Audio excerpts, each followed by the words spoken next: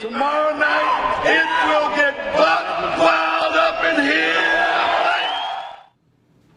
What's up, baby? Burt Watson here. Hola, good morning, and just hope everybody's in good health and safe and sound and listening to the science. During the course of these informational videos that I share with you here on YouTube, I'm going to just have general discussions, just open discussions. I'm going to be talking about things that I've shared and things that I've learned, and I'm going to share that old school knowledge, that old school experience, and I'm going to share things with you and just kind of randomly sit down and discuss things and go through things. Today, I want to talk to you about gloves. But before we get into gloves, let's start with the hands. Your hands are the most important things, or two of the most important things on the human body. And for a professional athlete or a professional, the hands are so important. For a surgeon, these hands are instruments of success, intricate tools that they use. For a farmer, the hands, these are how I feed my family, baby. And for a mixed martial art or combat sports, these are tools of my career. These are tools of my success. This is how I defend myself. So not only are these tools of your career and tools of your success, they protect these tools. And in combat sports, they protect them. First of all, they exercise, they massage them, they secure them, they make sure that they're safe, and they're always making sure that their hands are good and healthy and good and secure.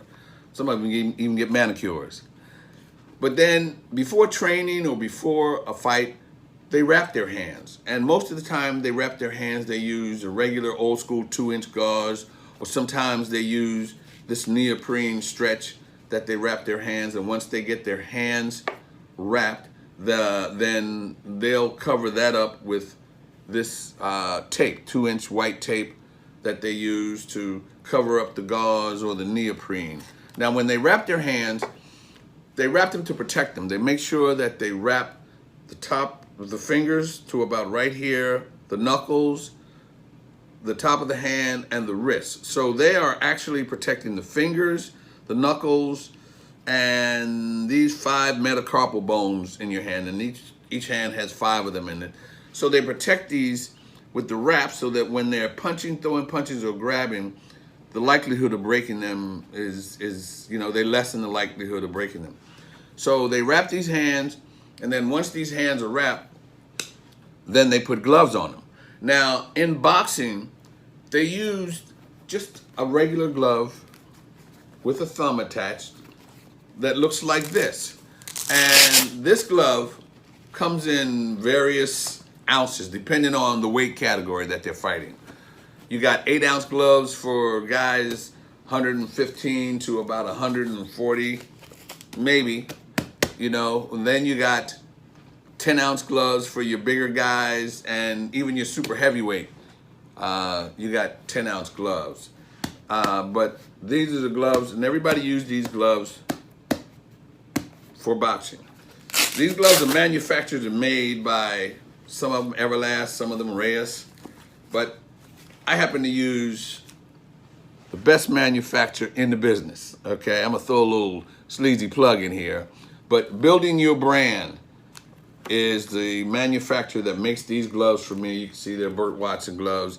Not only does he make regular boxing gloves, but they make MMA gloves with MMA gloves without the thumb. But these guys are awesome when it comes to making gloves. Now, when a fighter in boxing, when a boxer has these gloves, usually, they'll stretch them and break them in, and sometimes kind of grease them down a little bit, or water. They just various things they use to kind of soften the glove up a little bit. In MMA, there is nothing to soften the glove. When I worked an event and I had a glove, I would take a fighter and I would size him up. I would put his gloves on and I would size the glove to see basically how the glove would fit. Then I would take that glove and I would roll it up. Now, I'm not saying that I'm the only one in the industry that rolls gloves, but I think I go back pretty far enough to say that I'm probably either the first or one of the first that rolls them and makes sure that everybody's gloves is rolled.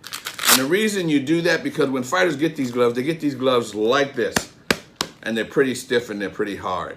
So the day before the fight, at the weigh-in or so, I'll try a fighter's gloves on, and I'll get these gloves, and as you can see how they're stiff and they're straight, and I'll take these gloves, and as you can see here, I'm rolling the fingers up.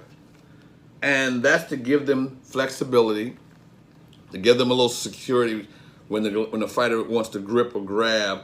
You know, they want that leather loose. So I take these gloves and I roll these gloves up in a nice little ball so that you get this to look like this.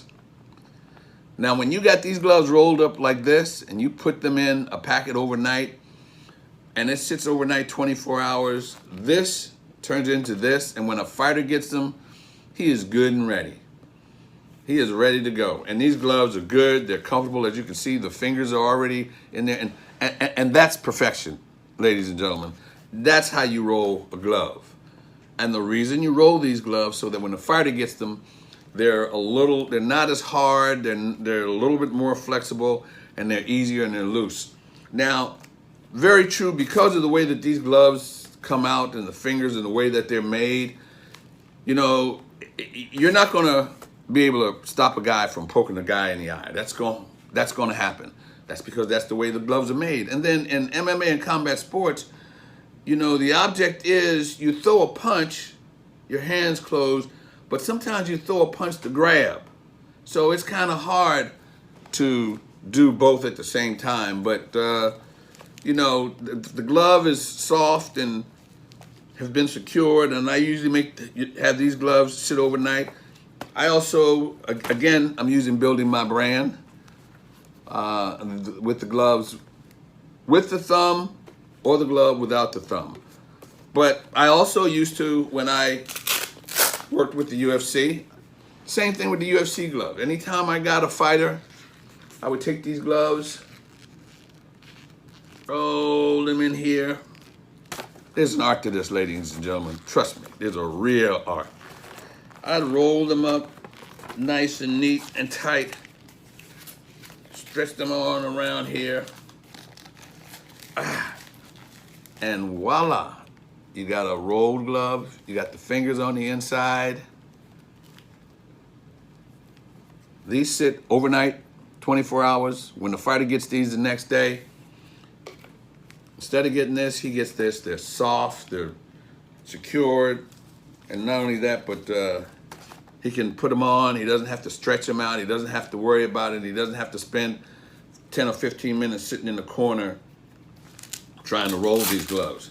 Now, as I said, once these gloves are rolled, believe me, it's so much easier to put the glove on, and it's so much easier to move your hand around and maneuver a little bit, you know, either with or without the thumb. Once they're rolled, the use of these gloves is so much easier to use, and it makes things a lot easier. Now, as I said, it's not going to stop you from poking a guy in the eye, because that's natural. Fingers come out at the top of the glove, and your fingers are going to be out there. But when you throw a punch, that glove closes. But sometimes when they throw a punch, and it's there.